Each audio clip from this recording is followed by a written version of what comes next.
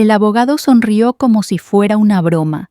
Yo, con las manos temblando, entendí en ese segundo que 77 millones ya no eran míos y que alguien cercano me había traicionado.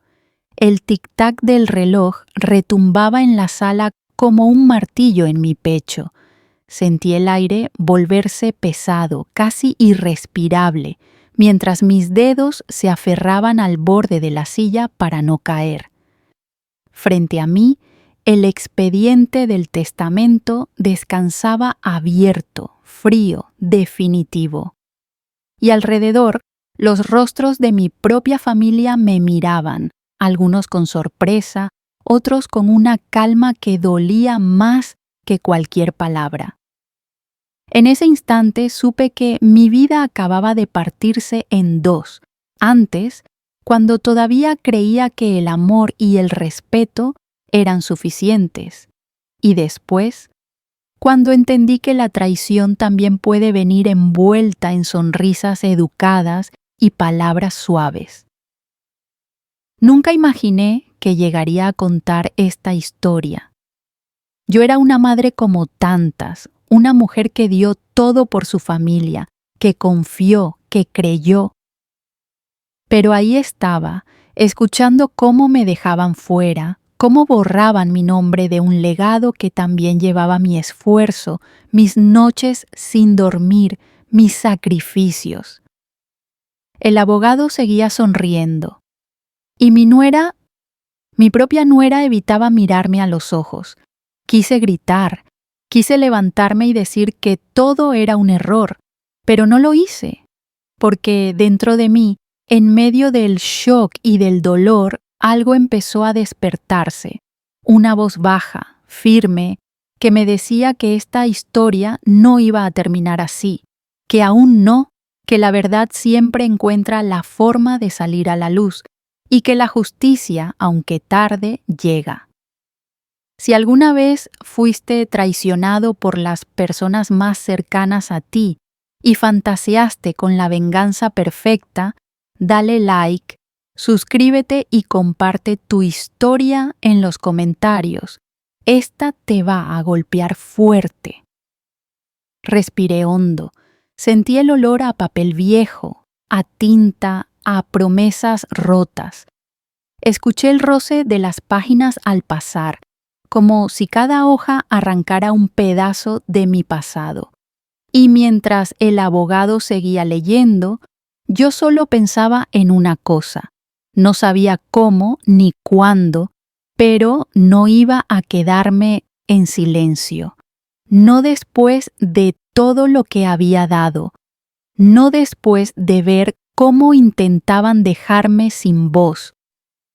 Esta no es solo la historia de una herencia, es la historia de una traición que me dejó en ruinas y del camino que empecé a recorrer para recuperar algo más valioso que cualquier cifra, mi dignidad. Y créeme, lo que vino después, nadie en esa sala lo vio venir. Fui una mujer de hábitos sencillos, me levantaba a las 6, preparaba café negro, y me sentaba en la ventana a mirar la calle, mientras el sol todavía estaba medio dormido.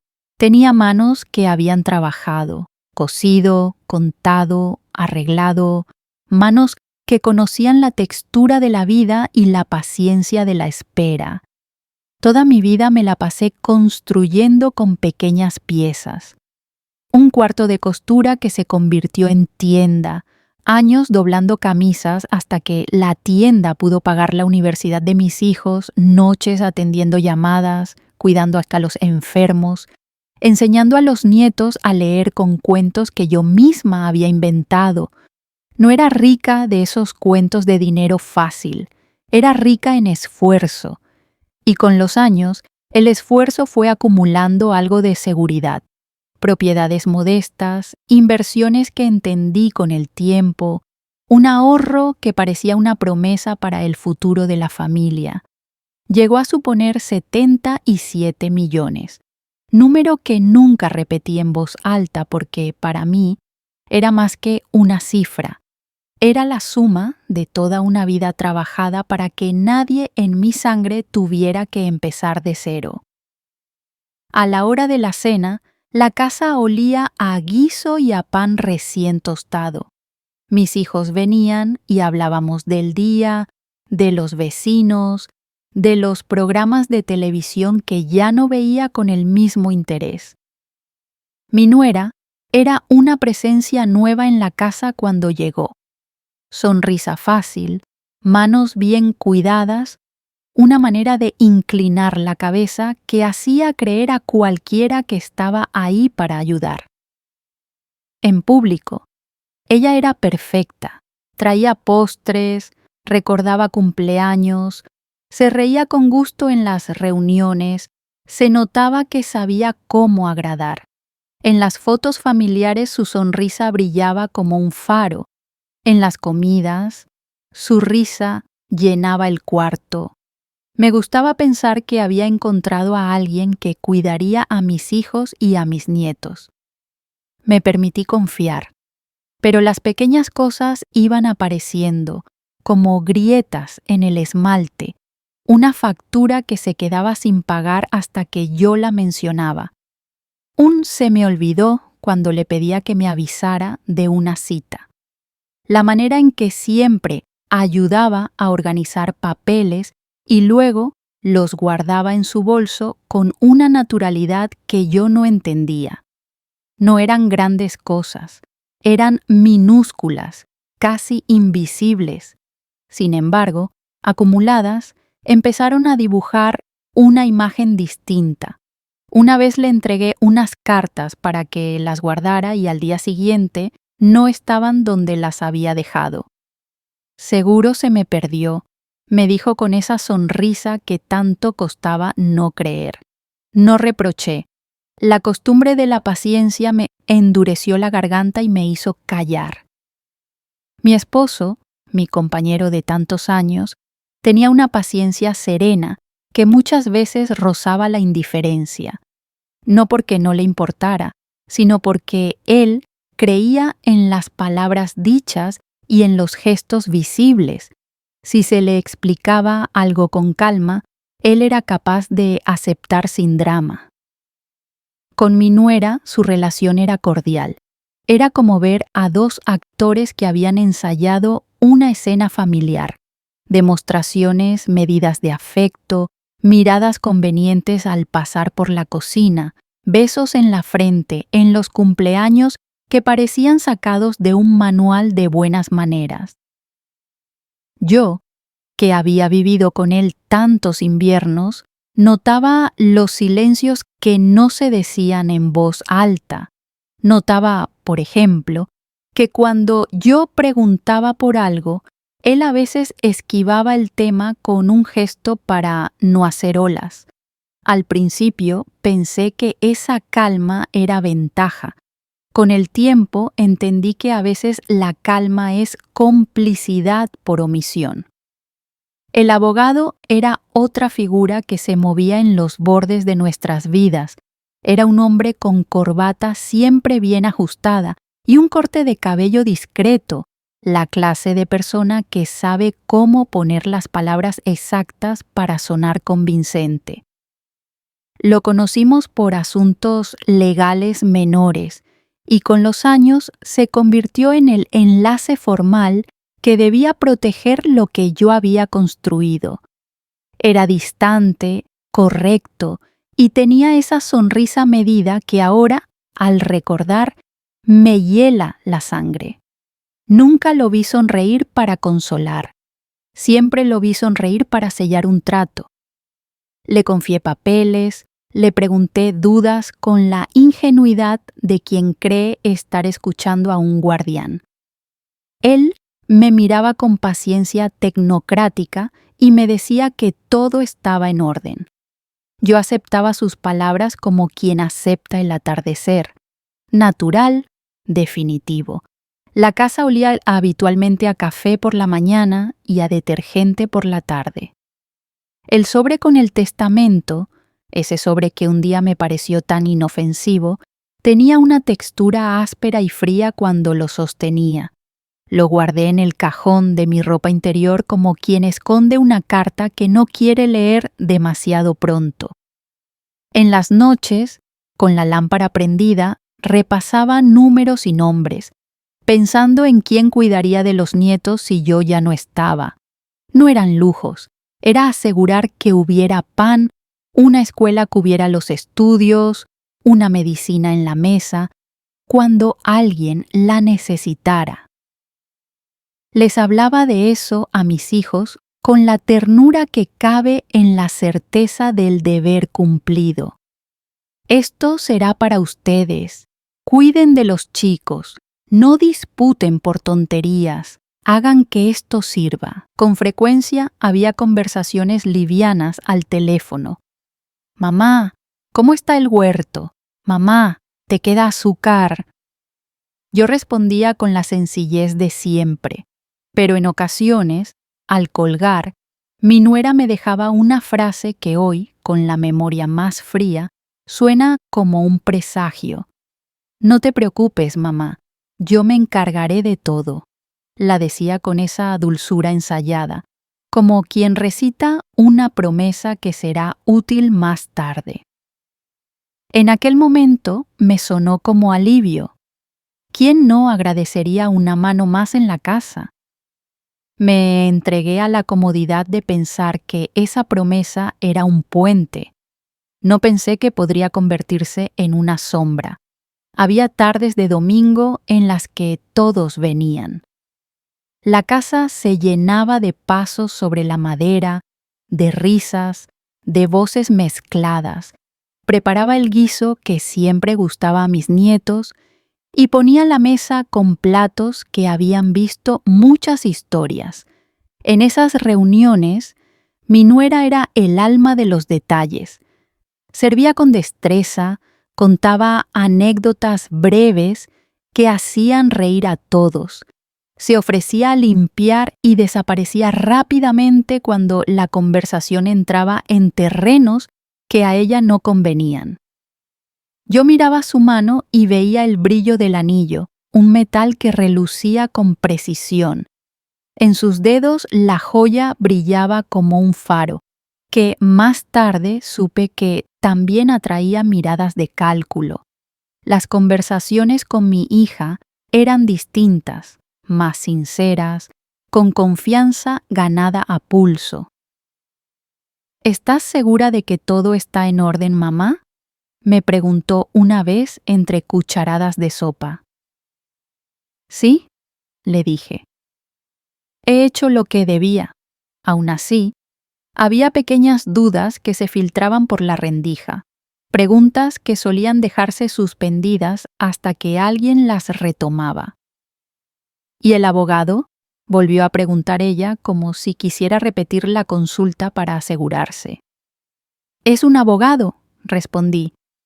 Hizo lo que debía.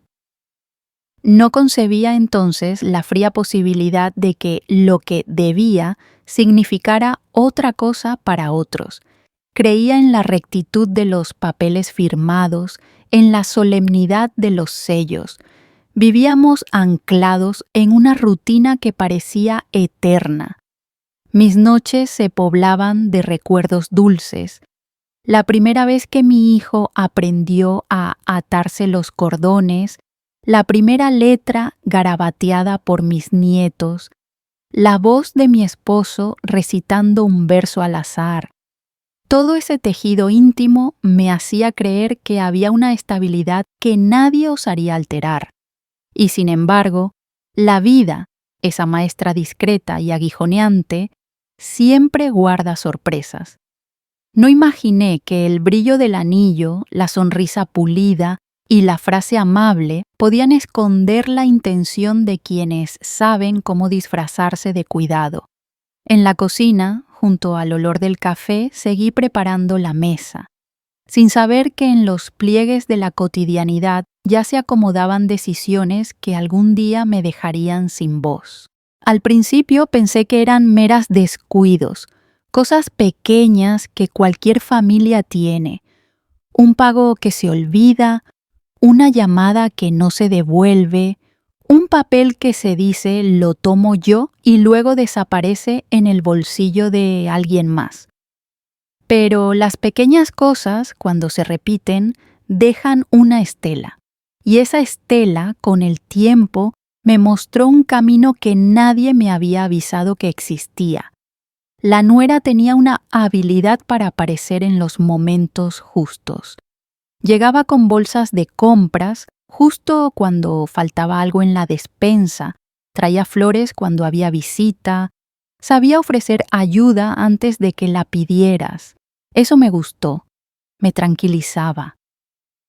En la primera temporada en que vivió con nosotros, su presencia me alivió las manos, pero esa misma habilidad, esa destreza social, se fue transformando en gestos con doble filo.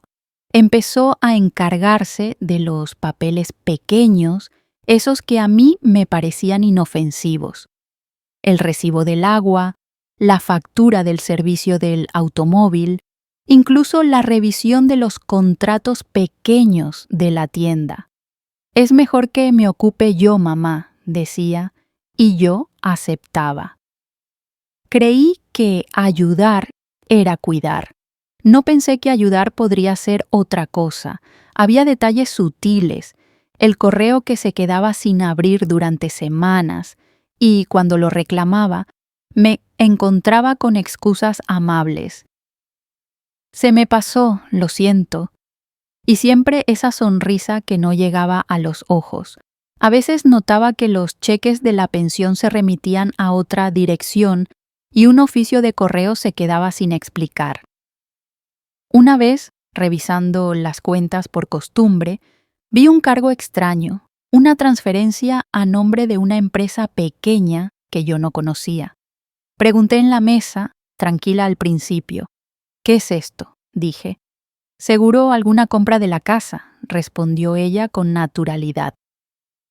No supe entonces que ese seguro era la primera pieza de un rompecabezas que yo aún no entendía. El abogado, por su parte, nunca estuvo lejos. Lo veíamos en citas programadas, firma de papeles, actualizaciones de contratos, aclaraciones formales. Era profesional. Tenía esa dicción que convence. Pero empecé a notar la manera en que intercambiaba miradas y palabras bajas con la nuera, como si existiera un código secreto que yo no conocía. Un susurro aquí, una sonrisa medida allá. Lo vi un día en la cocina cuando creí que no me veía. Estaban inclinados.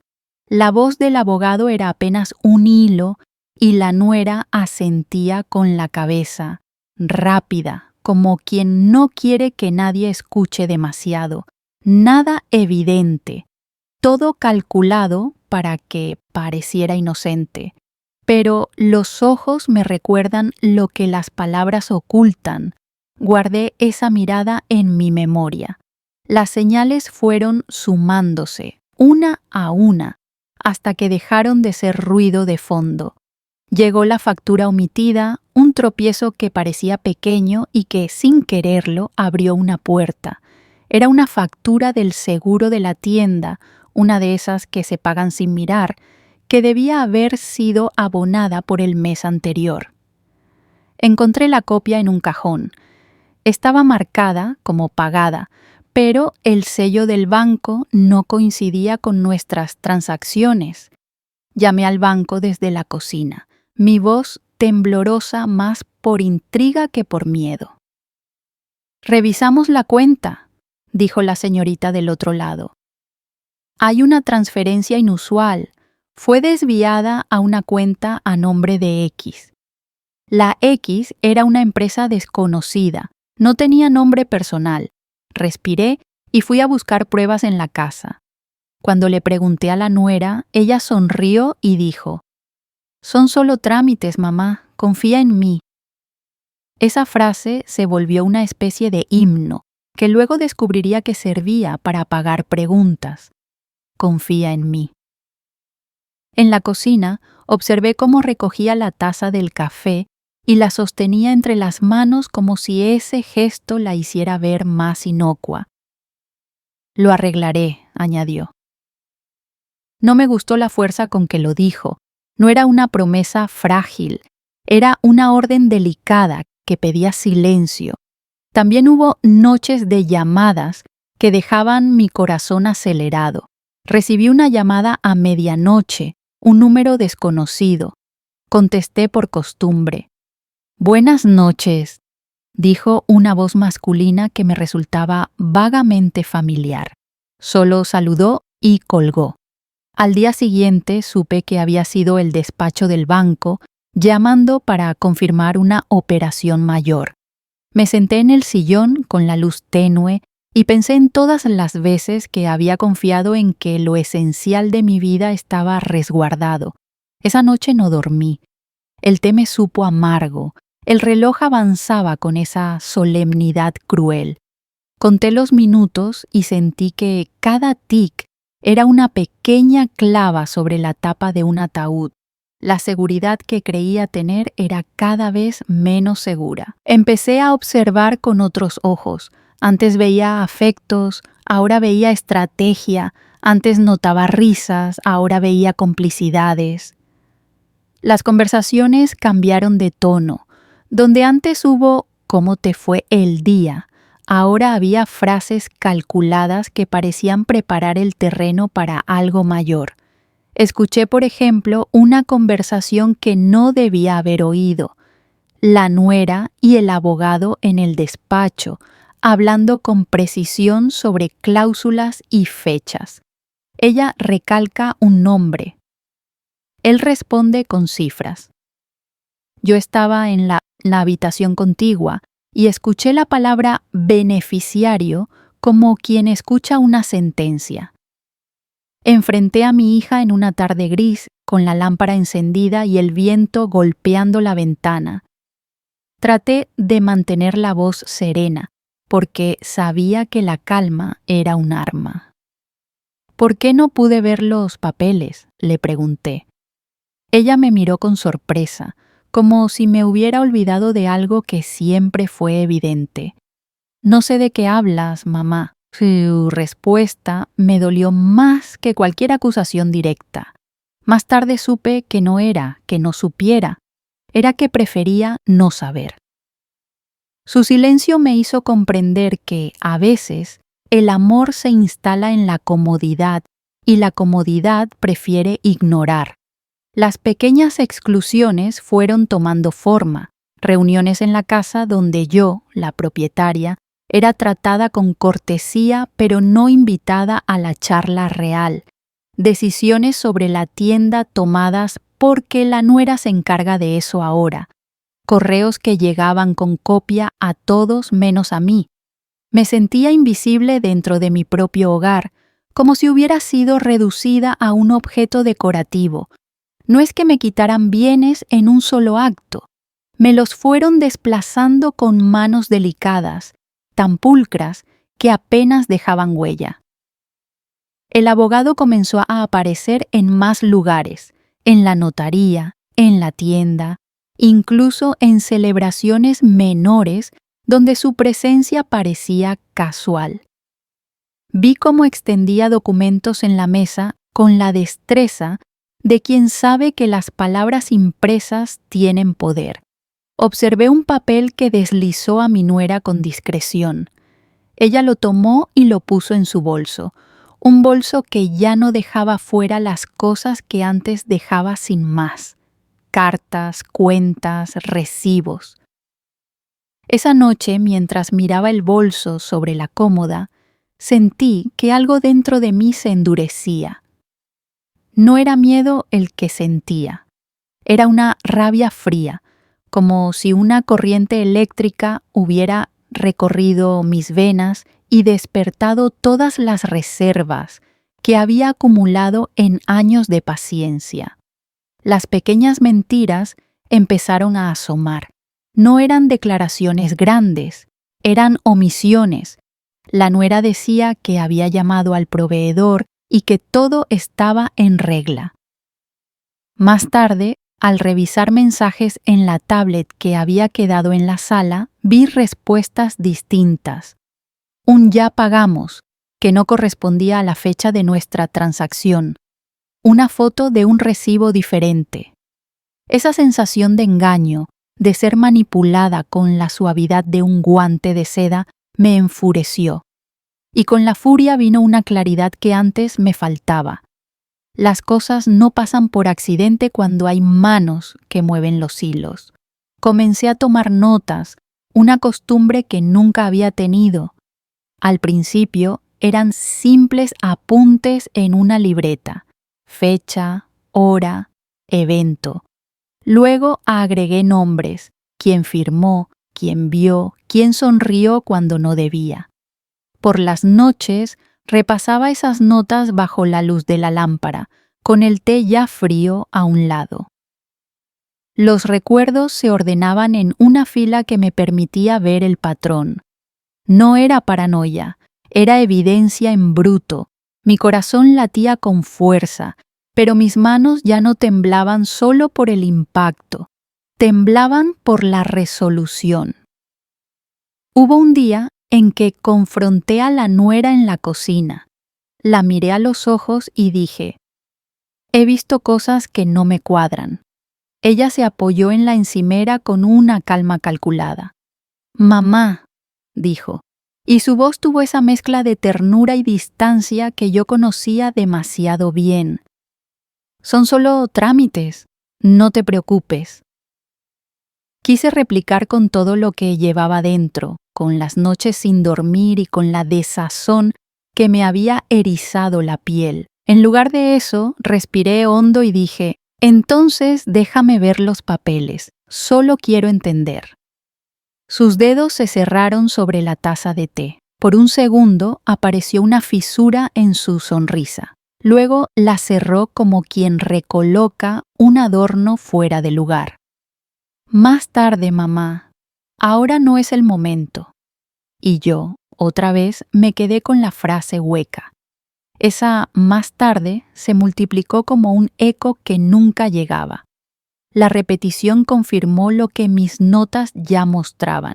Las exclusiones no eran descuidos ni cortesías bien intencionadas. Eran maniobras. Cada más tarde cerraba una puerta. Cada sonrisa, un candado.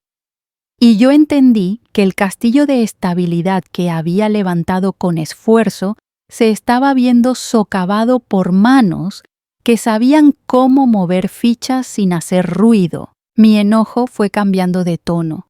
De la incredulidad pasé a la vigilancia, y de la vigilancia a la decisión. Ya no era suficiente notar, había que actuar. No sabía aún cómo ni cuándo, pero la voz interior que antes dudaba comenzó a hablar con seguridad. Me dijo que conservara pruebas, que hablara con quienes aún podían escuchar, que no permitiera que mi historia fuera borrada con la delicadeza de quien limpia una mesa. Aprendí a hacer preguntas que no pedían permiso. Aprendí a reconocer las pequeñas trampas de afecto que esconden intenciones. Y en esa noche larga, con la lluvia golpeando la ventana y el té acumulando ceniza en la taza, comprendí que las grietas que ahora veía con claridad no eran inevitables. Eran puertas esperando a ser abiertas, no por venganza, pensé, sino por justicia, por recuperar el lugar que me pertenecía y por mostrar que la confianza, cuando se traiciona, exige algo más que silencios cómodos.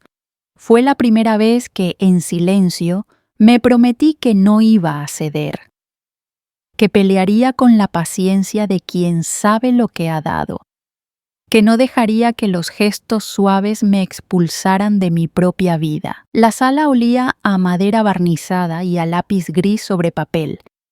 Había una calma que no era paz, sino la pausa expectante antes de un trueno. Me senté en una de las sillas del fondo porque creía que desde allí se veían mejor los gestos sin que te vieran. El expediente del testamento estaba sobre la mesa, abierto, como la boca de algo que no debía pronunciar palabras inocentes.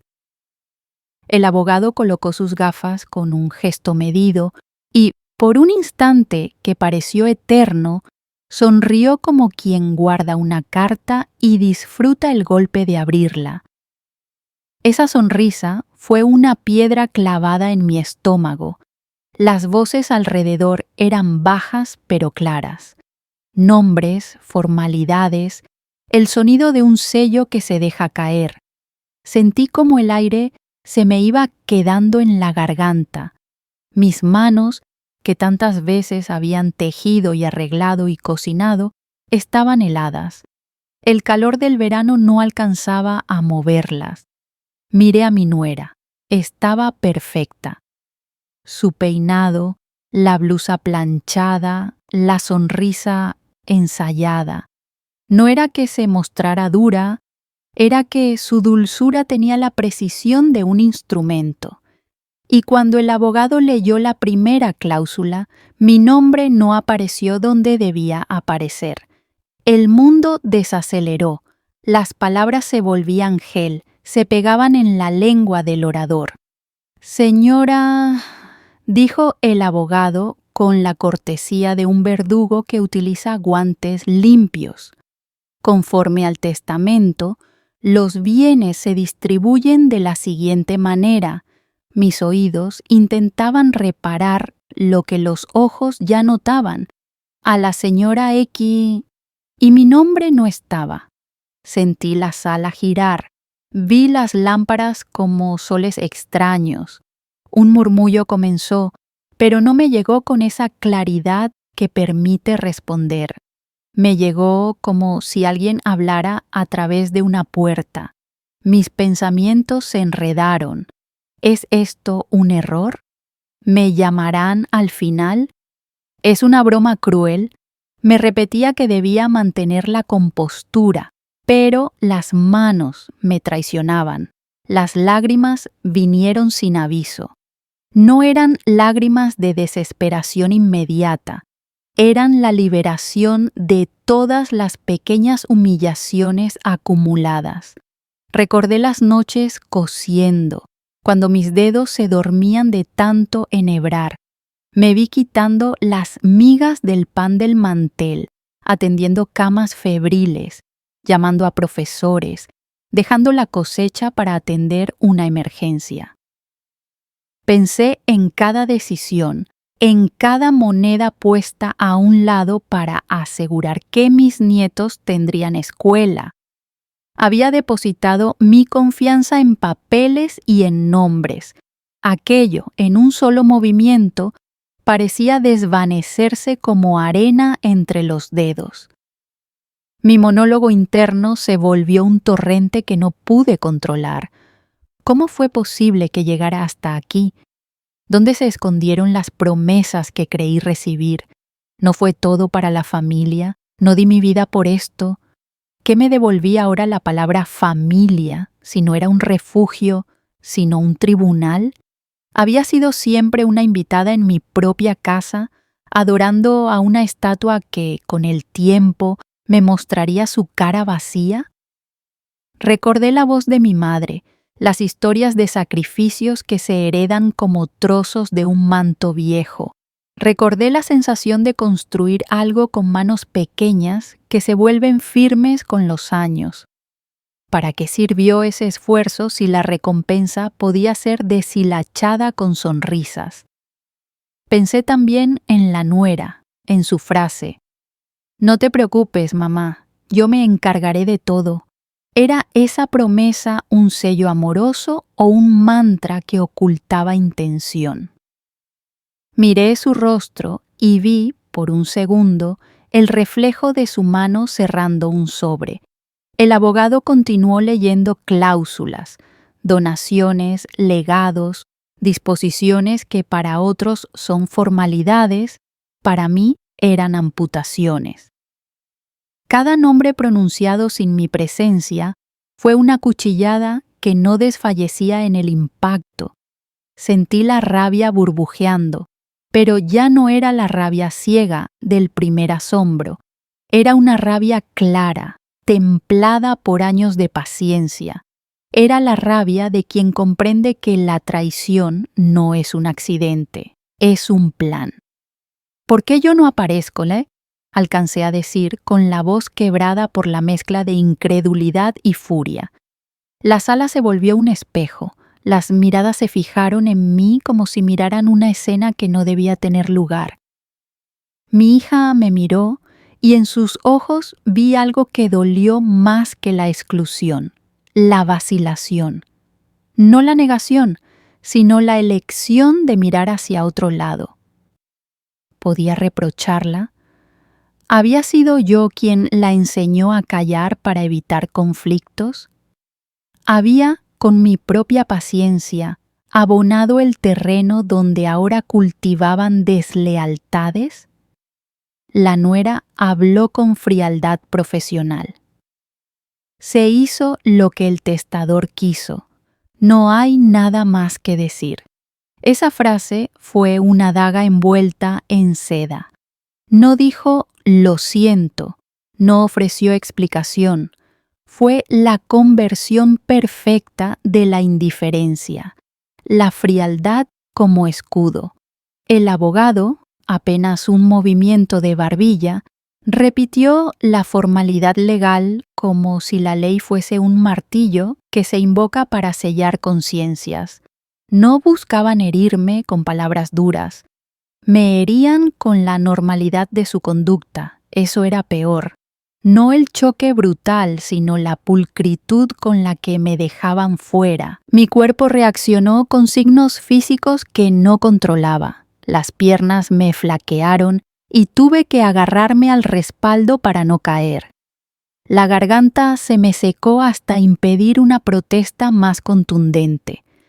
Sentí una náusea antigua, algo así como si el suelo se abriera y yo pudiera caer en un sótano donde todo lo construido se volvía pasado inútil. Pero en ese abismo momentáneo apareció también la imagen de mi madre, erguida en su cocina, mirándome con la seriedad de quien sabe que el dolor no enseña a huir sino a enfrentar. Fue esa imagen la que me sostuvo. Y entonces vine a mí con una claridad que me sorprendió. No iba a dejar que este acto fuera la última palabra. No me inclinaría ante una historia que me borraba. No permitiría que el esfuerzo de toda una vida quedara reducido a un párrafo leído con indiferencia. La determinación me inundó como un calor seco. No era odio destructivo, era la necesidad de restituir la verdad.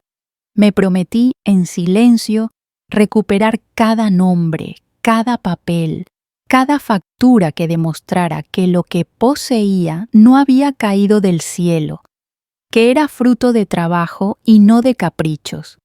Fue una promesa íntima y certera, más potente que cualquier llanto. Al terminar la lectura, hubo un silencio pesado como un telón.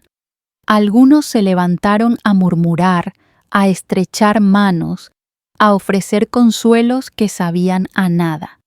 Mi nuera rozó la mano de mi hijo con una caricia medida y por un momento vi en su gesto la confirmación de una alianza. No sentí sorpresa, sentí el frío de la traición.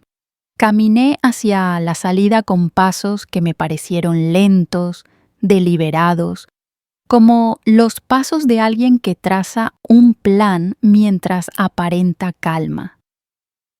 Las conversaciones siguieron detrás de mí como el sonido residual de una puerta que se cierra. Es lo que quiso. No hubo sorpresa. Mejor así. Todo lo que no decía era lo más fuerte. Cuando alcancé la cocina, me quedé un largo rato frente a la ventana. Afuera, el sol seguía indiferente, las hojas del árbol moviéndose con una naturalidad que me enfureció. Me senté y dejé que el silencio me envolviera. Fuese en ese instante cuando todo cambió de naturaleza. El dolor se convirtió en trabajo. Saqué la libreta donde, pocas semanas antes, había empezado a anotar fechas y hechos. Las páginas ahora eran un mapa. Ya no era la mujer que aceptaba explicaciones cómodas. Era la mujer que sabía que la verdad podía demostrarse con papeles, testigos y pequeñas evidencias que, acumuladas, suelen desmontar los mejores disfraces. No quiero decir que la rabia me consumiera hasta borrar la ternura. Seguía siendo madre y el amor por mis hijos no se esfumó. Lo que cambió fue la dirección de esa fuerza. Donde antes guardaba paciencia, ahora depositaba vigilancia. Donde antes había permisividad, ahora habría preguntas. Y con esa nueva brújula salí de la casa con la sensación de un trabajo por hacer. Ordenar, buscar, interrogar, juntar. No por venganza vana, sino por justicia y por dignidad. En el tránsito de la noche, mientras miraba el expediente vacío de mi nombre, comprendí que había llegado el punto de no retorno, no por el peligro, sino por la obligación moral de no permitir que me borraran como si mi vida no hubiese contado. No sabía aún los pasos exactos, las voces que me ayudarían, ni las puertas que abriría. Solo sabía que no me quedaría muda. Y esa certeza era, sin duda, el primer acto de resistencia. Salí de la casa con la libreta en la mano y la resolución como una capa que no podía sacarme. No era una rabia descontrolada, era algo más frío y más útil, la voluntad de reunir pruebas, de armar un expediente que no dejara lugar a la sonrisa pulcra del abogado ni a la dulzura medida de mi nuera. Me senté en la mesa de la cocina, encendí la lámpara y abrí la libreta. Las palabras salieron como si hubieran estado esperando su turno. Fechas, llamadas, nombres, pequeñas irregularidades que antes parecían insignificantes. Aquella noche comencé a trazar un plan, punto por punto, como quien arma un rompecabezas con paciencia. Día 1. Recolección de pruebas. Lo primero fue ordenar. Revisé todas las carpetas que tenía en casa, recibos, contratos, facturas antiguas. El olor a papel viejo y a tinta fresca me acompañaba en la mesa. Había cosas que ni recordaba haber guardado, otras que estaban donde debía. Empecé a fotocopiar lo que consideré importante: comprobantes de pago, contratos de la tienda, correos impresos. En la libreta anoté lo que faltaba: recibos con sellos extraños, transferencias a cuentas desconocidas, un cheque endosado a nombre de una empresa que no conocía. Cada hallazgo era una grieta más en la fachada que habían construido. Llamé al banco con voz que buscaba sonar casual. Quisiera revisar movimientos de la cuenta, dije. Me pidieron datos, los di. Al otro lado de la línea, una voz profesional me explicó procedimientos. Yo hice preguntas que parecían simples y que no lo eran. ¿Ha habido transferencias a cuentas con nombres de empresas? Sí, una transferencia reciente. ¿A qué fecha corresponde? Hace 2 meses. Mi corazón dio un vuelco. Anoté la referencia. Colgué sintiendo que la máquina en mi interior empezaba a funcionar. Si había transferencias, debía rastrearlas hasta su origen. Visité la tienda, caminé entre los estantes como quien camina por su pasado. Hablé con la cajera, con el encargado de inventario. Pregunté por facturas, por proveedores, por quién autorizaba pagos superiores a cierta cantidad. No dije que sospechaba de nadie en particular. Me mostré confiada, interesada en pulir procesos. Fue sorprendente la cantidad de detalles que afloraron cuando uno pregunta con naturalidad: «Ah, eso lo firmó la nuera». Sí, ella tramitó la renovación del contrato. Aquí hay una factura que llegó a nombre de X. Tomé fotos con el móvil, memorizando números y fechas. Cada imagen que guardaba era una pieza más que podía sostener una acusación si llegaba el momento. Día 3. Mensajes y llamadas. Revisé el teléfono compartido de la casa. No me sentía orgullosa de husmear, pero la justicia no siempre es limpia y yo necesitaba claridad. Encontré mensajes que no concuerdan con lo que me habían dicho, confirmaciones de pagos que no coincidían con las fechas del banco, capturas de conversaciones en las que figuraba la palabra beneficiario junto a nombres que no me eran familiares. No era suficiente para acusar, pero servía para empezar a ver un patrón. Guardé pantallazos, imprimí las conversaciones y las archivé. Día 7. Testigos y testimonios. Sabía que la evidencia documental no bastaría si todo parecía formalmente en regla. Necesitaba voces que corroboraran irregularidades, antiguas empleadas, vecinos, personas que hubieran tenido trato directo con la nuera o con el abogado. Empecé por quien menos esperaba ayudar, una prima lejana, Rosa, que tenía buena memoria y era de cuestionar las cosas. La invité a un café y le conté con cautela las dudas que había. Ella me escuchó con atención y, cuando terminé, me dijo: «Ten cuidado, Marian, yo vi algo hace meses». Mi corazón se aceleró. No esperaba que alguien más tuviera información. Rosa recordó una conversación en una fiesta donde el abogado había hablado con naturalidad de ajustes en papeles. No eran pruebas, pero eran pistas. Llamé a un notario que conocía por años, un hombre recto que no se dejaba comprar por sonrisas. Al principio se mostró evasivo. Sabía que al entrar en estos asuntos podía exponerse. Pero cuando le expliqué que quería revisar si ciertos papeles habían cumplido con todas las formalidades, su tono cambió. «Si hay duda, se revisa», dijo. Me pidió que llevara copias y me citó para dentro de 2 días. Sentí un alivio silencioso. No estaba sola en mi búsqueda de respuestas. Aliados inesperados. A medida que avanzaba, surgieron personas que no imaginé cerca de mi causa. Un antiguo amigo de la juventud, Jorge, ahora bancario retirado, me ofreció revisar movimientos con la sutileza que da la experiencia. «No puedo intervenir legalmente», aclaró de entrada, «pero puedo orientarte». Sus ojos, ya cansados por los años, brillaron con la determinación de alguien que sabe leer un estado de cuenta como quien lee el alma.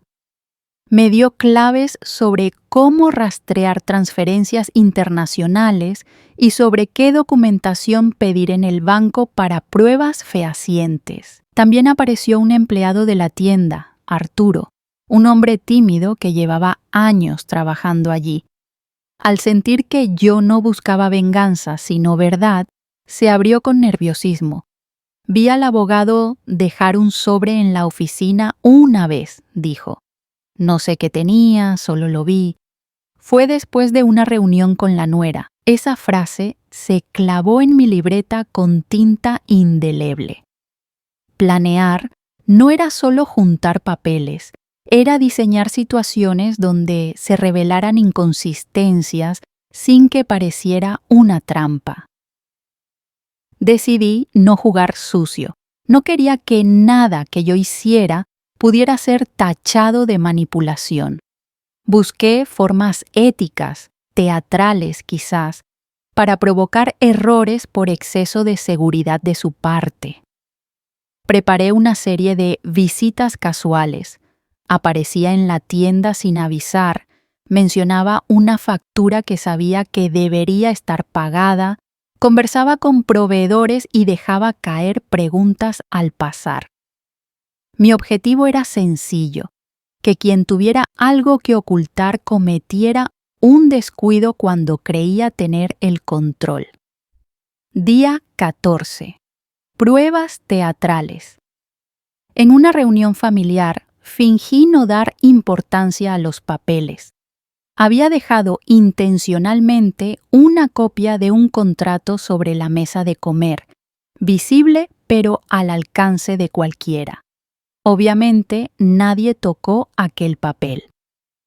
Sin embargo, más tarde noté que la nuera lo miró con una intensidad que no le era propia, lo recogió y lo guardó. Anoté la hora. No era una prueba concluyente, pero era una observación. En otra ocasión, invité al proveedor más importante a tomar un té en la cocina y, sin decir mucho, observé cómo la nuera manejaba la conversación cuando él mencionó pagos recientes. Se puso nerviosa, cambió de tema. Pequeñas fisuras, todas apuntando al mismo lugar. Obstáculos y micro cliffhangers. Las cosas no fueron límpidas. Hubo papeles que habían desaparecido misteriosamente del archivo. Una caja con recibos que yo juraba haber dejado en un cajón no estaba. El notario, al revisar copias, me dijo que ciertos documentos eran difíciles de validar sin los originales. Fue una daga. Sentí la ansiedad apoderarse de mí. ¿Y si habían quemado papeles o los habían trasladado fuera de la ciudad? Hubo noches en que pensé en darme por vencida, pero la misma noche me despertaba con una idea, con una nueva pista por revisar. Esa oscilación entre esperanza y vacío se convirtió en parte del ritmo de mis días. Día 21. Testigo reacio. Un proveedor, don Ernesto, fue clave. Al principio se mostró reacio a hablar. «No me involucres», me dijo con temor. «Hay gente que no perdona». Respiré y le ofrecí discreción. Hablamos en su tienda con el ruido de taladros y madera de fondo. Lentamente, con voces bajas, me explicó que algunos pagos que habían sido reportados como abonados, en realidad habían sido desviados a cuentas con nombres de empresas que, según él, no tenían relación con nosotros. Me entregó facturas con notas marginales. Aún no era la sentencia, pero era evidencia valiosa. La suya fue una voz que rompió la soledad de mis sospechas. Preparación emocional. Mientras avanzaba el trabajo de rastreo, mi mente se convirtió en un campo de batalla. Hubo noches en que dudé, en las que recordé la enseñanza de evitar el escándalo, de pensar en los nietos. ¿Perjudicaría mi búsqueda a quienes quería proteger? ¿Me convertiría en la persona que yo misma repudia? En mi libreta marqué esas dudas con una claridad brutal. No pierdas humanidad. Me permití tener miedo, escribí monólogos interiores que me ayudaban a sostener la calma. No busco humillar, busco verdad. No soy la venganza, soy la restitución. Estas frases me sirvieron de brújula en las horas bajas. Día 30. Cruce de pruebas. Con paciencia, las piezas empezaron a encajar. Las transferencias del banco coincidían con facturas entregadas a compañías desconocidas. Mensajes confirmaban que alguien había sido instruido para desviar pagos. Testigos recordaban visitas del abogado que no parecían casuales. Con Jorge, el amigo bancario, trazamos flujos de dinero que mostraban cómo pequeñas cantidades se consolidaban en sumas significativas en cuentas intermedias. No había humo sin fuego. Empujé la carpeta hacia el notario con manos temblorosas y le pedí que me guiara sobre cómo presentar esto en una instancia formal. Su recomendación fue clara: documenta todo, testimonios, copias, fechas. Si hay irregularidades, que sean tan evidentes que ni la sonrisa del abogado pueda cubrirlas. Estrategias de confrontación ética. Decidí que la exposición debía ser limpia, no montar trampas, sino mostrar las inconsistencias con altura. Preparé un dossier con copias, pantallazos, declaraciones firmadas por testigos dispuestos a declarar lo que sabían. Hice una lista de preguntas concretas que, en una conversación frontal, podrían desnudar la trama sin necesidad de insultos. Practiqué la voz serena frente al espejo. No quería que mi enojo fuera usada para desacreditarme. La claridad y la compostura serían mis mejores armas. Día 45, un giro inesperado. Cuando pensaba que tenía el suficiente material para avanzar, apareció un nuevo contratiempo. Alguien alertó a la nuera de que se estaba moviendo algo. La tensión subió. Empecé a recibir llamadas de números desconocidos con tonos breves y amenazantes. Una vez encontré la rueda del auto pinchada. No podía estar segura si eran advertencias o coincidencias. Esa noche dormí con la libreta bajo la almohada y con la sensación de que avanzaba en terreno minado. La incertidumbre se volvió una compañera incómoda, pero también hubo gestos de apoyo. Mi hija mayor, tras semanas de vacilación, vino a mi casa con una caja de documentos personales y dijo: «Mamá, no quiero mirar esto, pero si tú crees que es necesario, te ayudo». Su presencia me recordó que la lucha no era solo mía. Sus manos temblaban cuando me pasó las hojas. Yo las tomé con cuidado, con la misma ternura con que, años atrás, le enseñé a abrochar un botón. Fue un momento que me devolvió fuerzas. Día 60. Ensayo general. Con el dossier casi listo, hice un ensayo. Llamé al notario, pedí una cita formal, expliqué que tenía razones fundadas para solicitar una revisión de ciertos actos. En la oficina, con la luz que filtra una persiana, le presenté lo que tenía. Él lo revisó con atención, marcando con un lápiz las áreas donde habría que pedir aclaraciones formales. «Esto no es un rumor», dijo. «Hay elementos para iniciar una solicitud de revisión». Sentí un alivio inmenso que pronto se mezcló con miedo. Una vez iniciado el proceso, las cosas podrían pasar a otro plano, más público. ¿Estaba preparada para eso? Di un paso adelante. Sí, monólogo íntimo antes de la confrontación. Esa noche, mientras repasaba en mi libreta las preguntas para la confrontación, me permití un monólogo sin guardar nada. ¿Qué me asusta? ¿Perder la casa? ¿Perder a mis hijos? No. Me asusta tener que aceptar que confié en la persona equivocada. Me asusta que lo que he hecho durante toda mi vida, cuidar, trabajar, poner en orden, sea interpretado como ingenuidad, pero también me asusta no luchar. No puedo regresar a la mujer que sonríe para que todo siga igual. No puedo aceptar que la dignidad se venda tan barato.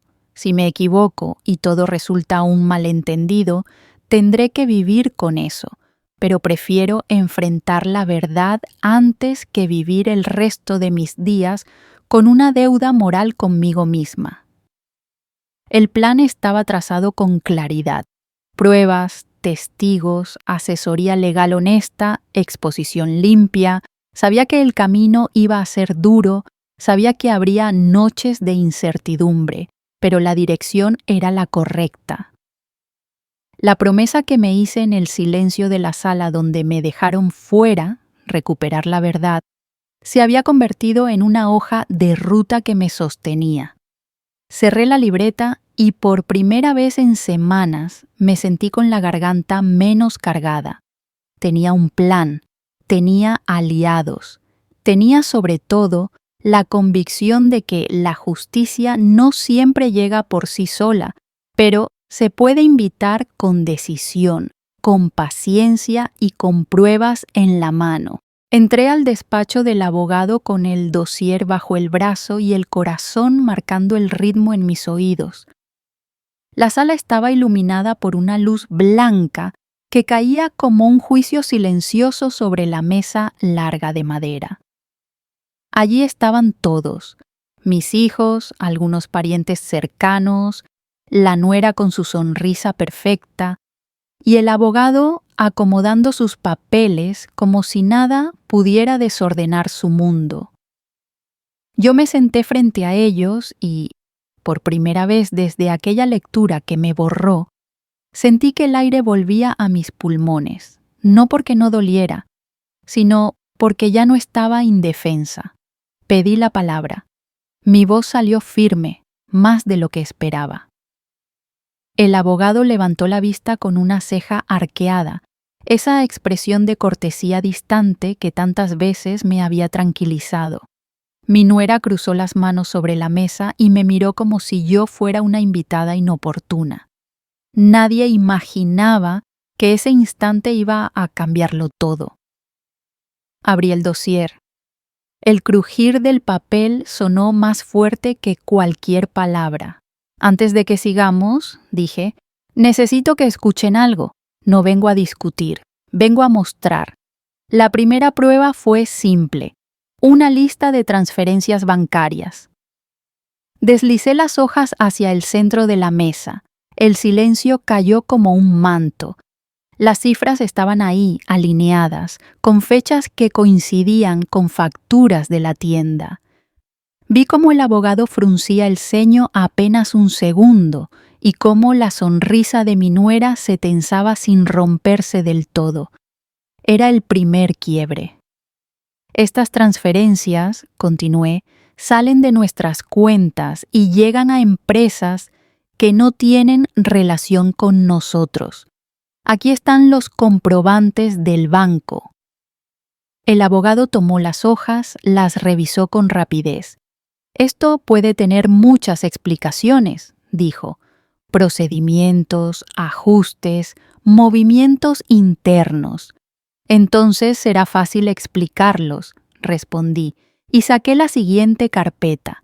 Mostré las facturas con sellos inconsistentes, las copias de mensajes donde se confirmaban pagos que nunca llegaron a destino, las notas marginales del proveedor. Cada documento era un paso más. Cada hoja que caía sobre la mesa hacía que el silencio se volviera más espeso. Sentí mi respiración en la garganta, lenta, controlada, como si el tiempo se hubiera estirado para darme espacio. Miré a mi nuera. Sus ojos brillaban, pero ya no con seguridad. ¿Recuerdas cuando dijiste que eran solo trámites? Pregunté con calma. Aquí están los trámites. Ella intentó sonreír. Mamá, esto es un malentendido. Siempre hay errores en los papeles. Errores que coinciden con cada transferencia, repliqué. Errores que aparecen cuando tú te encargas de los documentos. El abogado intervino, alzando la voz por primera vez. Señora, le ruego que sea cuidadosa con sus insinuaciones. Yo respiré hondo y dejé caer la siguiente prueba, el testimonio escrito del proveedor, firmado con fechas y montos. El crujido del papel al desplegarse resonó como un disparo sin ruido. No son insinuaciones, son declaraciones. Las expresiones empezaron a cambiar alrededor. Mi hija mayor se llevó la mano a la boca. Mi hijo bajó la mirada. Sentí cómo la sala se inclinaba, como si todos nos moviéramos hacia el centro de una verdad que ya no podía ocultarse. La revelación fue escalonada, como lo había planeado, no todo de golpe. Primero el banco, luego las facturas, después los mensajes y por último el detalle que sabía que dolería más, una copia del registro donde aparecía el nombre de la empresa vinculada a un familiar lejano de la nuera. No era una acusación directa, era una pregunta que se respondía sola. ¿Puedes decirnos por qué esta empresa comparte dirección con tu primo?, pregunté sin elevar la voz. La nuera se removió en la silla. Por primera vez, su sonrisa se quebró. No sé de qué hablas, dijo, demasiado rápido. El abogado carraspeó. Esto se está saliendo de control. Sugiere lo que quieras, lo interrumpí. Pero primero responde, ¿por qué firmaste estas autorizaciones sin mi consentimiento? Deslicé las copias de los documentos con su firma.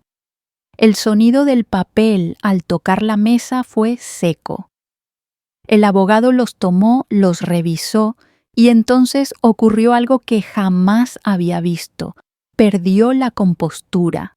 Sus manos temblaron apenas, pero lo suficiente para que yo lo notara. Su sonrisa desapareció. Esto, empezó a decir, esto requiere una revisión. Eso es lo que pedí desde el principio, respondí. Una revisión honesta. Mi nuera intentó levantarse. Mamá, por favor, no hagas esto aquí. Aquí es donde empezó todo, dije. Y aquí es donde se va a aclarar. El silencio se volvió absoluto. Podía escuchar mi propia respiración, el leve zumbido de la lámpara, el roce de la ropa cuando alguien se movía en la silla. Sentí mis manos heladas, pero firmes.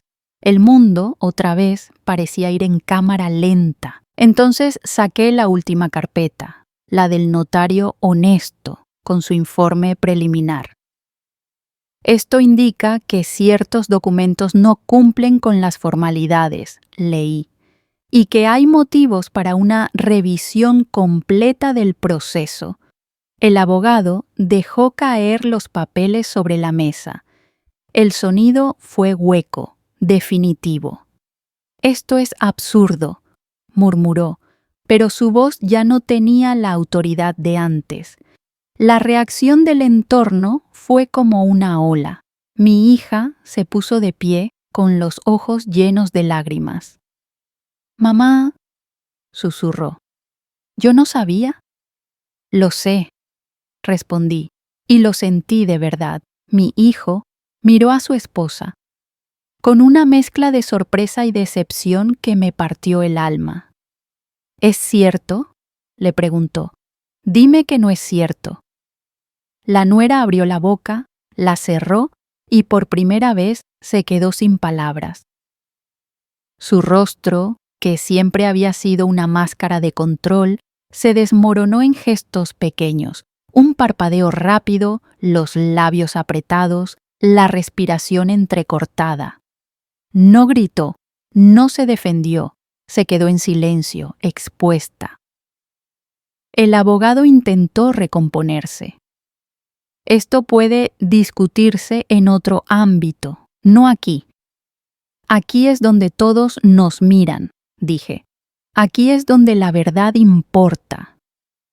Sentí entonces algo que no esperaba. No era euforia, era alivio, como si hubiera cargado una piedra en el pecho durante meses y de pronto alguien la hubiera retirado. No me alegraba verlos así. Me alegraba saber que ya no podían fingir. Mi monólogo interior se abrió paso mientras los veía, uno por uno, asimilar lo que estaba ocurriendo. No hice esto para humillar, no lo hice para verlos caer. Lo hice para que mi historia no fuera borrada, para que el trabajo de mis manos no quedara reducido a un párrafo torcido, para que mis nietos aprendan que la verdad puede doler, pero el silencio duele más. Para que yo misma pueda mirarme al espejo sin sentir que traicioné a la mujer que fui. El abogado pidió un receso. Nadie se movió. La sala parecía suspendida en el tiempo. Yo respiraba lento, consciente de cada latido. No hay más que decir, añadí. Todo está aquí. Miré a la nuera por última vez. Te confié mis papeles. Te abrí mi casa.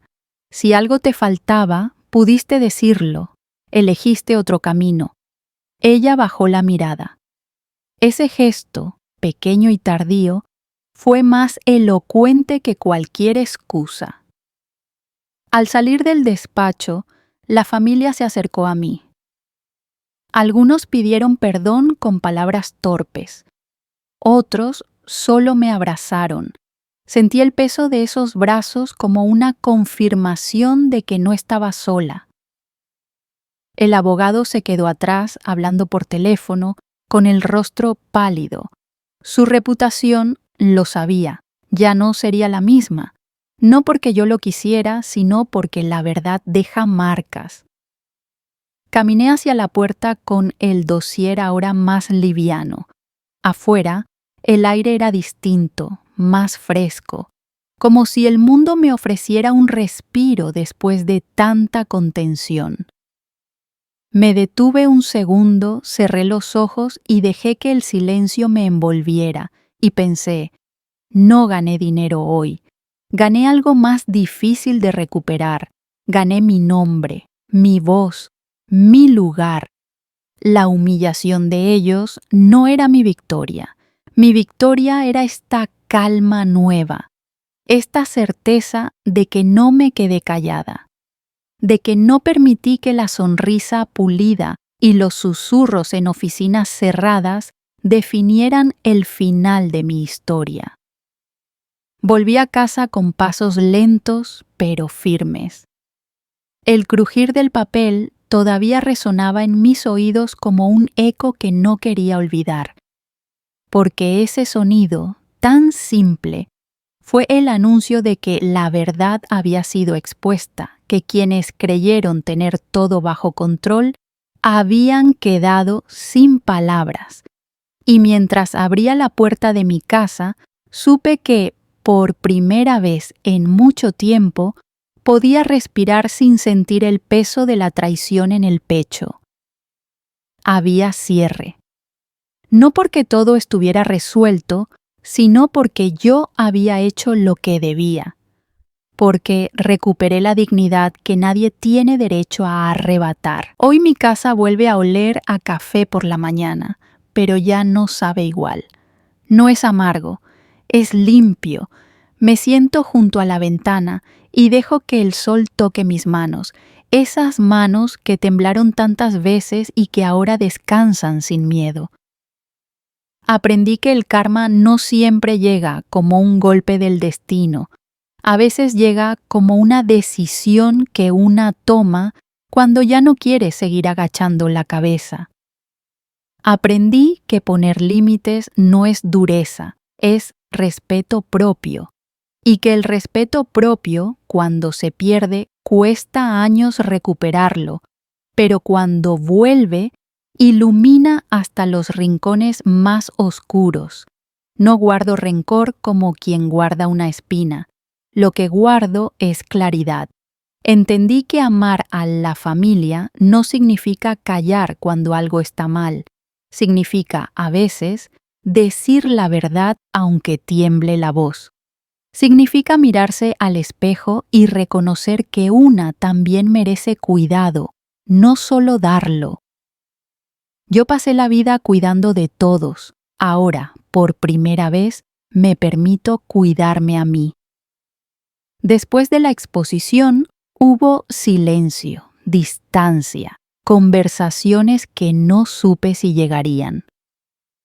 Algunas relaciones se rompieron, otras se reconstruyeron con pasos torpes pero sinceros. Mis hijos aprendieron a mirarme no solo como la madre que resuelve, sino como la mujer que también puede caer y levantarse. Y yo aprendí a pedir ayuda sin sentir vergüenza.